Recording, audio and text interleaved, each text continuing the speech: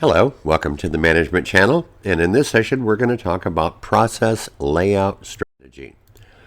So what we want to learn about is the various business layout strategies for both service and manufacturing, some of the various warehousing techniques, take a look at the benefits of a work cell arrangement, and examine how to balance production flow. So the objective of the layout strategy is to develop an effective and efficient layout that will meet the firm's competitive requirements. So the considerations are a higher utilization of space, equipment, and people, an improved flow of information, materials, or people, improve employee morale and safer working conditions, improve customer and client interaction, and give you more flexibility so that you're able to switch over and do a different product if needed. Good layout considerations are the material handling equipment, your capacity and what are your space requirements, what are the environment and the aesthetics around your environment, the flow of information, the cost of moving between various work areas. So the types of layouts are an office layout, a retail layout, a warehouse layout, a fixed position layout, a process-oriented layout, a work cell layout, and a product-oriented layout. So there is a variety of different layouts depending on the type of business you're in. An office layout is where you position workers, equipment, and spaces or offices to provide for the movement of information. A retail layout allocates shelf space and responds to customer behavior or encourages customer shopping behavior. That's why at Target and some of the other stores, you'll see an end cap trying to distract you into getting the sale object of the week. An office layout is a grouping of workers or equipment and spaces to provide comfort, safety, and the ease of movement of information. The movement of information is the main distinction. Three physical and social aspects of the proximity, the privacy, and the permission. A retail layout, which is the best example would be a supermarket layout, is to maximize profitability per square foot of floor space. Sales and profitability vary directly with customer exposure. So you want to locate high draw items around the periphery of the store. Use prominent locations for high impulse and high profit margin items. Distribute power items to both sides of an aisle and disperse them to increase viewing of other items. And as I mentioned, a lot of them are using the end aisle locations, or what they call end cap. And convey the mission of the store throughout careful positioning of lead-off departments. So in a supermarket layout, you come in, and usually there's like dairy, and then over here you have your meat, fish and cheese, your bakery, your produce. It's laid out so that you go through the entire area looking for what you want, and along the way seeing other items that might catch your attention. Retail slotting, this is where manufacturers pay fees to retailers to get the retailers to display or slot their product. So they may pay a grocery store a particular amount of money so that their item is in the prime eyeing view. Contributing factors are limited shelf space, increasing number of new products, better information about sales through the point of sales data collection, and a closer control of your inventory. Servicescapes are there to provide an environmental feel for the customer. Ambient conditions are background with lighting, sound, smell, and temperature. Spatial layout and functionality, which involve customer circulation path, planning the aisle characteristics, and the product grouping. And signs, symbols, and artifacts, characteristics of building design that carry some social significance. A warehouse layout addresses the trade-off between space and material handling. Items that move more rapidly or frequently are placed in a more convenient spot than those items that move a little slower. A fixed position layout addresses the layout requirements of large, bulky projects such as ships and buildings. You can't move a shipbuilding area. It has to be in one particular spot all the time. The objective is to optimize trade-offs between handling costs and the costs associated with warehouse space. You want to maximize the total cube of the warehouse, utilize its full volume while maintaining low material handling costs. All costs associated with the transaction for the incoming transport, the storage, the finding and moving, and the outgoing transport all require equipment, people, material, supervision, insurance, depreciation. All those costs come into view. And you want to minimize damage and spoiling. For instance, if you have produce, you don't want to have that go bad before you can get it shipped out. Cross-docking is an interesting idea. Its materials are moved directly from receiving to shipping, but not placed in storage in the warehouse. So it comes in one spot and gets moved over to another truck and out the door. It requires really tight scheduling, accurate shipments, using barcode or RFID identification to help with advanced shipment. As we mentioned, a fixed position layout, the product remains or the operation remains in one place. Workers and equipment come to that site. Complicating factors, limited space at site, different materials required at different stages of the project. A good example would be an operating room. As much of the project as possible is completed off-site in a product-oriented facility. This significantly improves efficiency when multiple similar products are needed to be created, such as modules. Modular home building has become popular. They build these modules and then they ship them out to a cross-docking place who then ships it out to the final customer. A process-oriented layout deals with low volume, high variety production, also called a job shop. A work cell layout arranges the machinery and equipment to focus on production of a single product or group of related products, like in the family of products, like car mirrors, for instance. A process-oriented layout has like machines and equipment grouping together. It's flexible and capable of handling a wide variety of products or services, but scheduling could be difficult and setup might be timely. Material handling might be a problem. Labor costs can be high. So you want to arrange work centers so as to minimize the cost of material handling. Basic cost elements are a number of loads or people moving between this center and that center, and the distance or people, the distance to load or peoples have to move between the centers. A process-oriented layout pretty much looks like this. You have a patient with a broken leg. He goes into ER triage, goes over to radiology, into surgery, then to an ER bed. Then from there we go to the pharmacy so you can get your prescriptions and you exit and you're billed.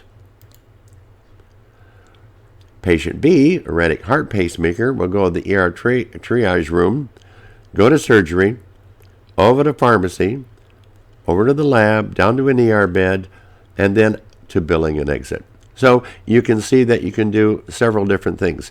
Some people who come into an ER may have just a short scrap where they need stitches. They'll take care of them there and send them right out to billing. Arrange 6 departments in a factory to minimize the material costs. Each department is 20 by 20 feet wide, and the building is 60 feet long and 40 feet wide. So this is an example. You construct a from-to matrix, determine the space requirements. You kind of develop an initial schematic diagram, determine the cost of this layout, try to prove it, and once you do, you prepare a detail. So an example may look like this. Department would be assembly, painting, machine shop, receiving, shipping, and testing. And you can see the various different steps here and how long it'll take. Number of loads per week, as indicated in the diagram.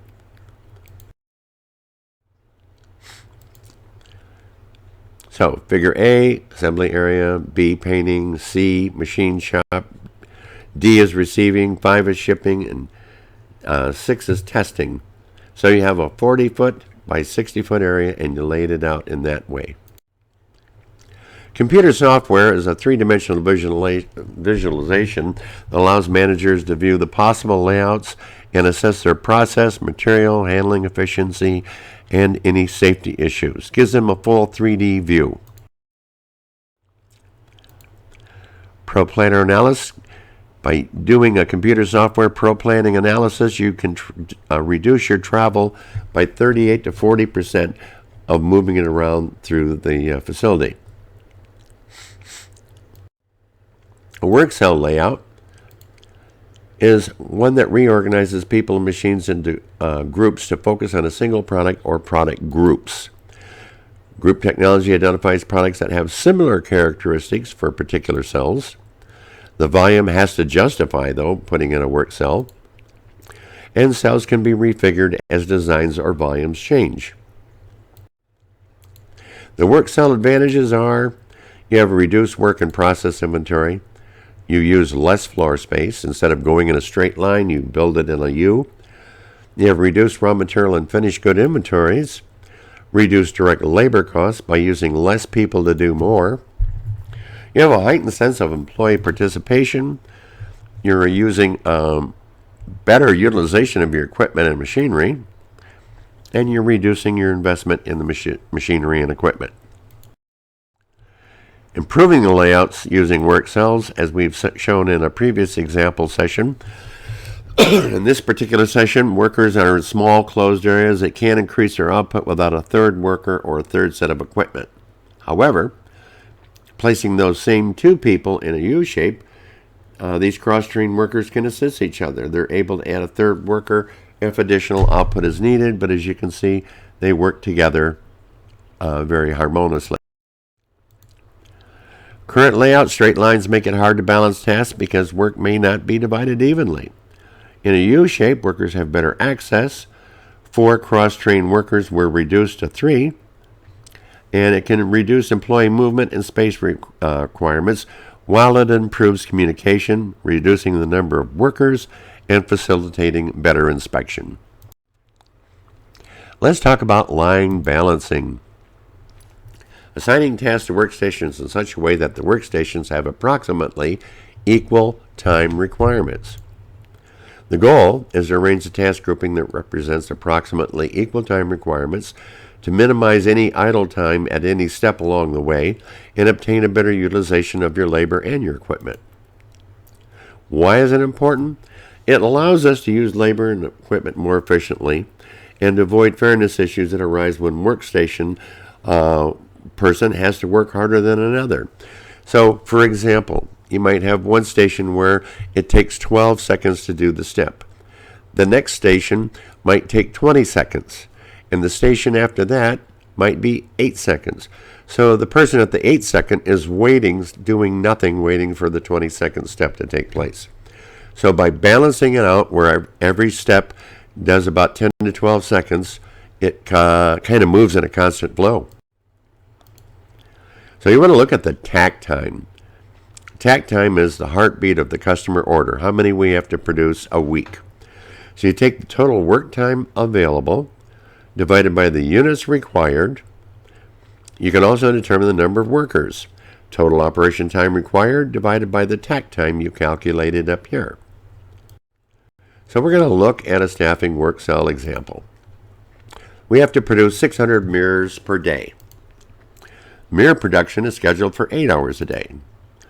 From a work balance chart, total operation time is 140 seconds. So 600 mirrors a day, 8 hours a day. Takt time is 8 hours times 60 minutes, or 600 divided by 600 units, which means 0.8 minutes, or every 48 seconds you should be moving a part. How many workers do we need? Total operation time required divided by the takt time. So you have 140 seconds divided by 48 seconds, time to produce one part. And that means you need 2.92 workers, or rounded off, 3 workers. A product-oriented layout seeks the best personnel and machine utilizations in repetitive or continuous flow operations. organized around products or families of similar high volume, low variety products. Volume is adequate for high equipment utilization. The product demand is constantly stable to justify a high investment in this specialized equipment. The product is standardized or approaching a phase of life cycle that justifies that investment. And supplies of raw materials and components are adequate and of uniform quality. Product-oriented layout, the volume is adequate for high equipment utilization. Product demand is stable enough to justify high investment in specialized equipment. The product is standardized or approaching a phase of life cycle that justifies investment.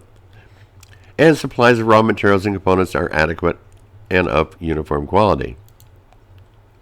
Both types of lines must be balanced so that the time to perform the work at each station is the same. So the advantages of a product-oriented layout is it gives you low variable cost per unit. There are low material handling costs. It reduces the amount of work in process inventory. It's easier to train, easier to supervise, and you have rapid throughput.